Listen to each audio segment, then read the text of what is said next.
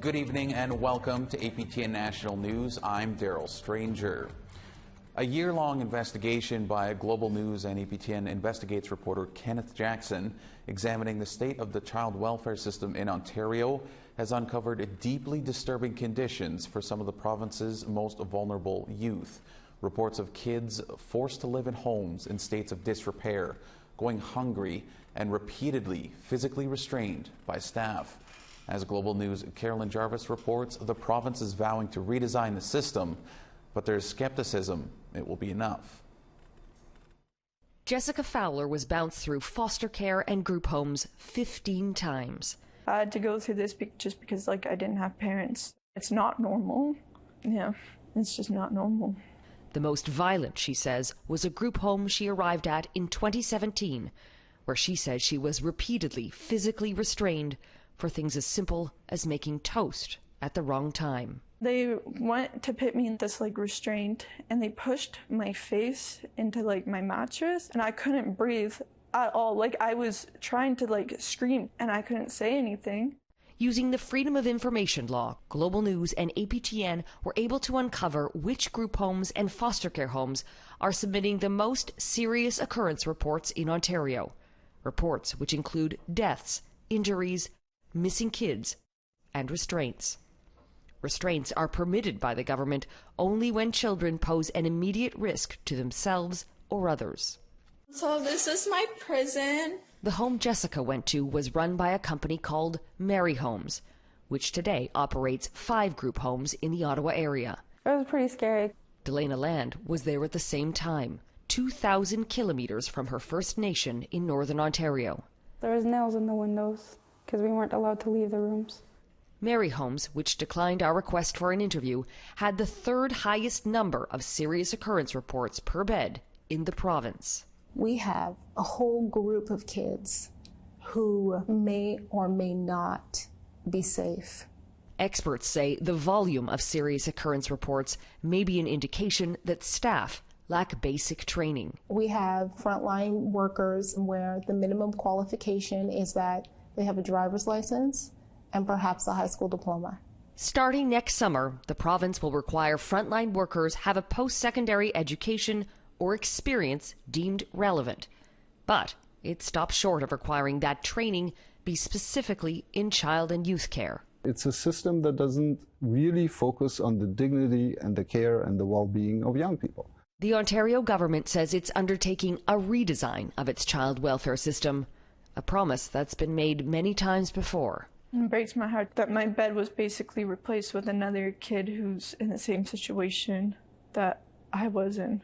Carolyn Jarvis for APTN National News.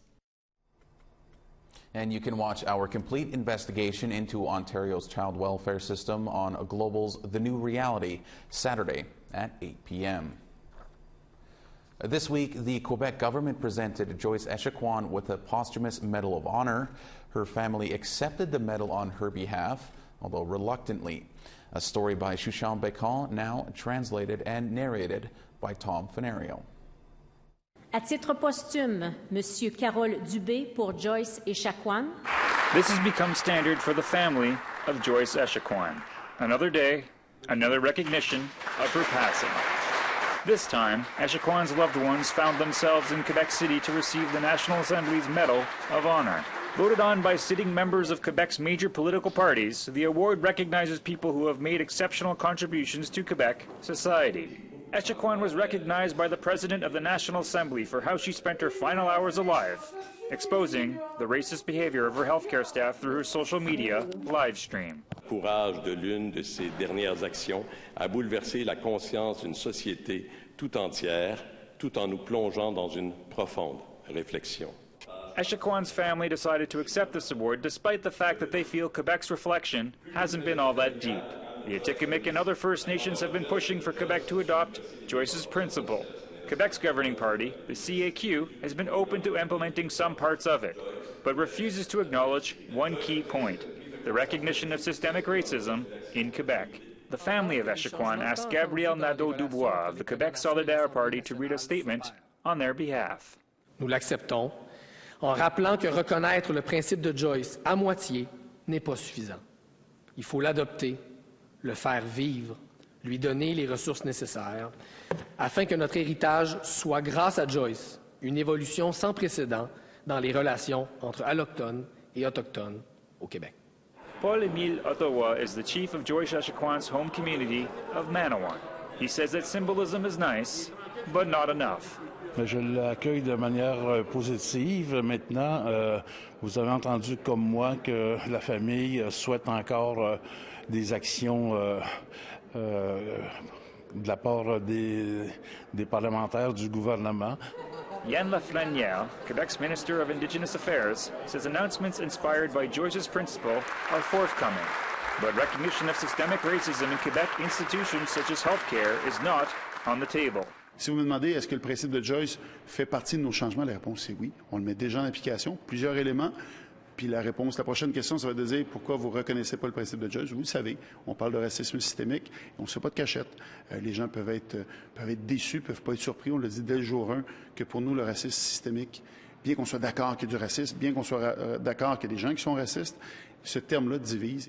While Quebec may consider the term systemic racism to be divisive, judging from their statement, the Echaquan family feels the same way about this medal, which some consider a consolation prize more than an honor.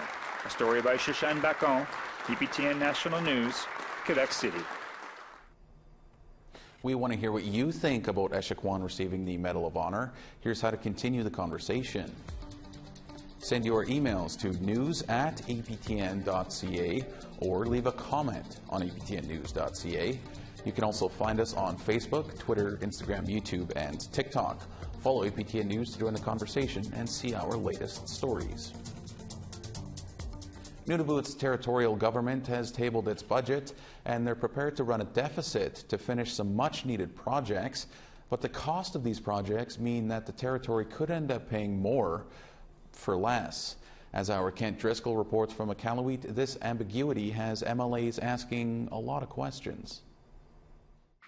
Nunavut is budgeting $2.5 billion for the 2022-23 fiscal year. The territory is also willing to spend reserve funds and go into deficit for the first time in order to build needed infrastructure, mainly housing. Over the term of our government, we intend to bring forward budgets that will see us dip into our surplus to make substantial further investments in housing and with housing programs in the coming years. More money for housing will always have the MLA shouting, "Hear, hear." But there's another concern. Facing questions from the regular members, the Finance Minister admitted that many previously funded projects will not be happening. The MLAs want to know what and why.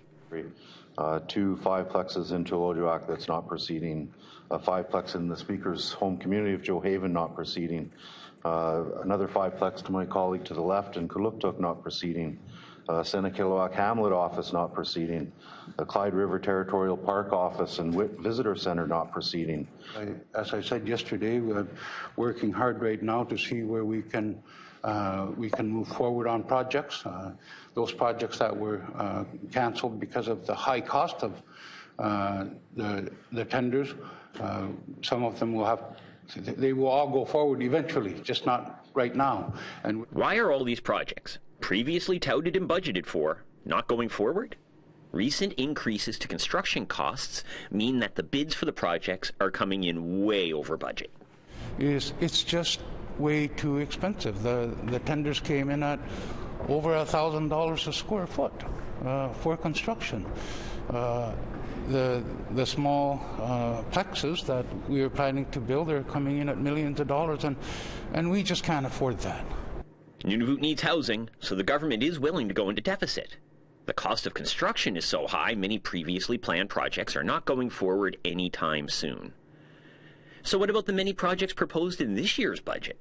Nunavut will be waiting on the bids to see if those projects get built or just end up being another unanswered promise. Kent Driscoll, APTN National News, Iqaluit. All right, we need to step aside for a short break, but coming up, an external consultant's report into the Assembly of Manitoba Chiefs levels many troubling allegations about workplace culture.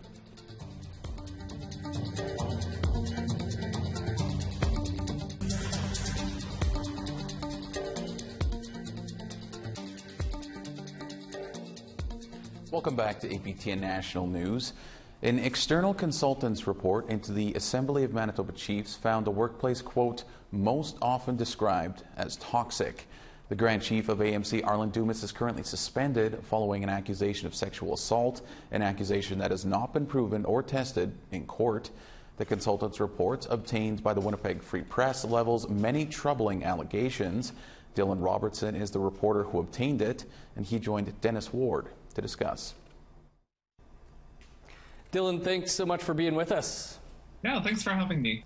Well, what can you tell us about this report that's actually more than a year old? Yeah, so this was a workplace investigation. It was looking into the organizational culture. AMC has been taking on a lot of work lately, whether that's been the COVID vaccination campaign, some of the foster care reforms that they've been doing, and they wanted to get a sense of why things aren't necessarily getting done. The scope of the organization keeps getting broader, the funding hasn't really caught up. So they had this external consultant take a look at how things have been running, and very quickly it morphed into, these stories about mistreatment, about bullying in the office. The start of the report sort of talks about how this wasn't going to be a gradual tweaking of it. It was going to be like a huge reform needed and a culture change, because a lot from the top especially is a bit of a toxic work culture. What are some of the things that stuck out for you in this report? I think how black and white it was about the bullying that was going on, that there was a lot of lateral violence, that this is an organization that people aspire to join, and I'd heard that from a lot of the staff there. And it was a bit eerie reading how this had been documented a year prior. I'd been speaking with a number of people, predominantly women. We mentioned the 5 in the piece. Mm-hmm. There's other people who have issues working at AMC that aren't necessarily about the workplace culture, but these 5 women, their stories really resonate with what was in that report. We've been kind of sitting on those interviews because the specifics we can never really get into without identifying. There's 2 people in a room, one of them says something, we can't quote that in the paper, but this report really illustrates the sort of hoarding information, going after colleagues, undermining people, and especially these 2 senior staffers that seem to be, very close with the suspended Grand Chief, Arlen Dumas, that are causing a lot of this issue. What's been the reaction from the Assembly of Manitoba Chiefs to your reporting on this external review? A lawyered letter, which I do understand. I mean, they have the Grand Chief suspended right now. He's facing a police investigation into alleged sexual assault. They have their own HR probe. I know that there's not terribly much that they can really say, but at the same time, we asked them specifically to demonstrate what progress they have made. The report has 3 pages of recommendations. There's actually 50 of them, and they have not been able to explain, what are they not going to pursue? What are they going to pursue? It's been a year since this report came to them, just over a year. Since then, the Grand Chief has been reelected. He's been suspended. There's been a few interim chiefs. I would have expected at least some information on what they're doing to at least acknowledge that this is a problem, instead of saying HR is taking care of it, because HR is often the issue.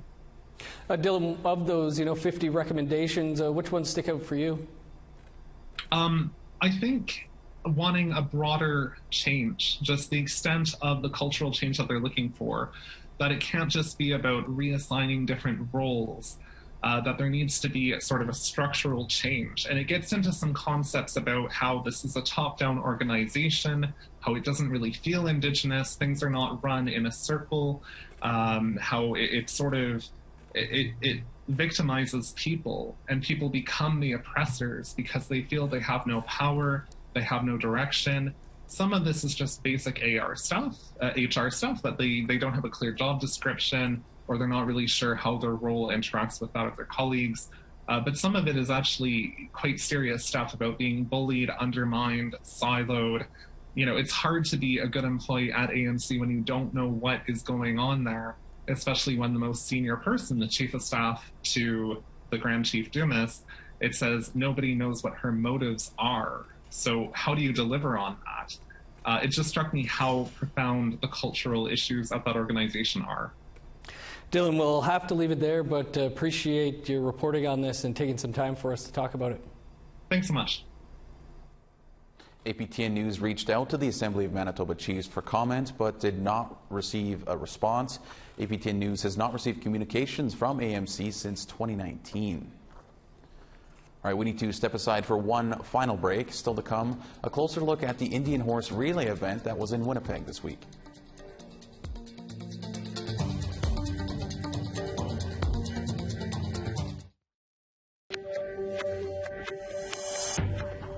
Welcome back to APTN National News. It's time now for our photo of the day. This urban landscape was sent in by Bruce Spence. He says it's a rare thing to see so few cars on the Canadian Pacific tracks that cut through the center of Winnipeg. Send your photos to share@aptn.ca for the chance to be our next photo of the day. Now let's take a look at tomorrow's weather forecast. We begin in the east, 21 and rain in Charlottetown and 20 and rain in Halifax. 13 and rain in La Grande River and 11 in Happy Valley Goose Bay. 22 in Rouyn-Noranda and 22 in Val-d'Or. 22 in a mix of sun and cloud in Sarnia and 20 in Sault Ste. Marie. 15 and some clouds in Wawa and 15 and rain in Big Trout Lake. 9 degrees in Churchill and 16 in clouds in Norway House. 16 in Barons River and 24 in rain in Winnipeg. 24 in Estevan and 23 in rain in Saskatoon. 9 degrees in La Ronge with some rain and 20 in rain in Stony Rapids. In the west, 17 in rain in High Level and rain in 16 in Peace River. More rain in 21 in Edmonton and 18 in Calgary. 16 in rain in Campbell River and 15 and cloudy in Quesnel. 12 degrees in Smithers and rain in 13 in Dease Lake. 14 in Whitehorse and 18 in sun in Mayo. Clear and sunny and 18 in Yellowknife and 17 in Fort Simpson. 12 degrees in Nunavut and 10 degrees in Colville Lake. 7 degrees in Whale Cove and 6 in Baker Lake. -5 in Resolute and -1 in Iqaluit.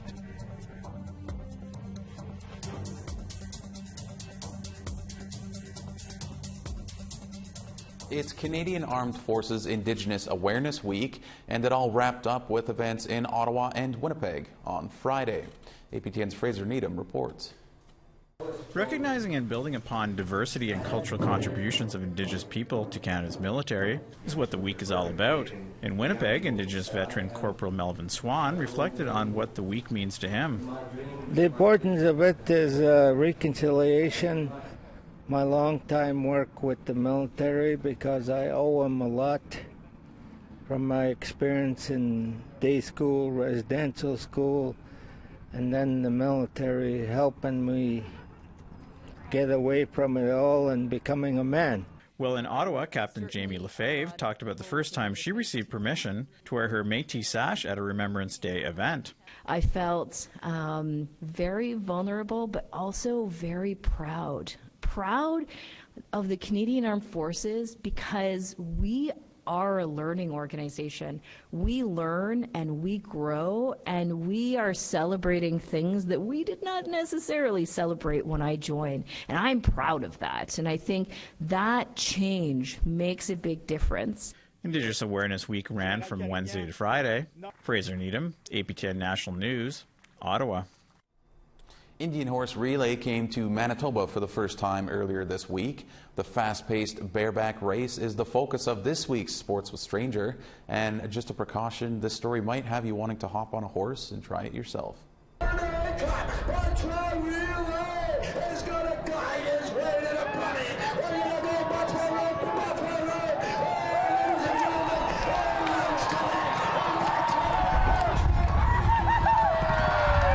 It's said to be the world's first extreme sport, and the action certainly didn't disappoint at the Indian Horse Relay event earlier this week in Winnipeg.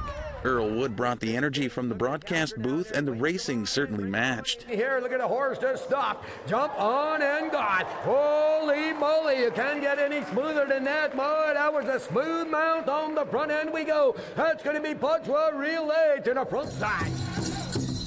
The races were the final event of the Manitowoc Festival and had the Elite Indian Relay Association bring teams to Winnipeg. Jump on and gone. Holy moly, you can't get any smoother than that, boy. That was a smooth mount on the front end we go. President Vern Stick Antoine says it's great to be back. The sport has been around for hundreds of years, so we formed our new association well, last year, but we've been running for 5 years during the COVID.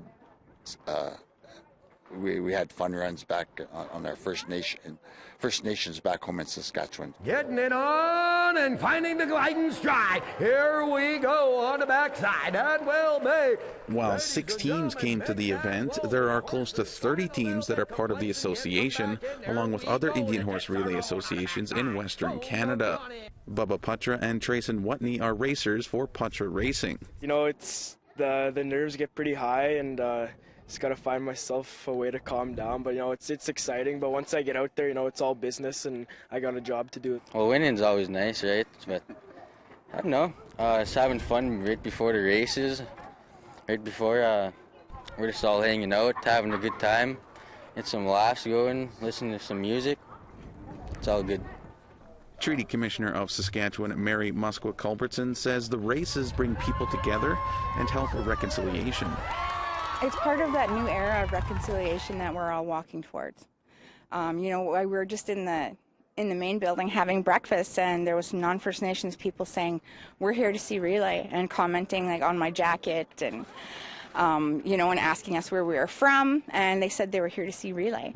So it's great when you see someone having such an interest in something that's part of your cultural history, and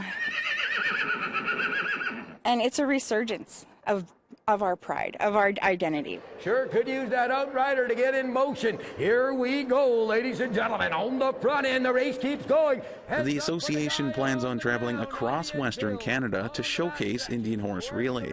Culbertson says Indian Horse Relay becoming more popular is important for Indigenous people. We're professionalizing it to bring it to the world. It's this resurgence, it's culture, it's identity, it's pride in who we are. When for decades, you know, over 150 years, we were told to not be proud of who we were and not be proud of our culture, not to practice our cultures, our practices, traditions, ceremonies, and this is bringing that honor back to the horse spirit that kept so many of us alive through trauma. And I just got to say, after seeing it up close and in person, I have so much respect for what they do. It definitely is far from easy, but still such a great time. That's all we have for you on this Friday edition of APTN National News. I'm Daryl Stranger. Thank you for joining us, and have a great night and weekend.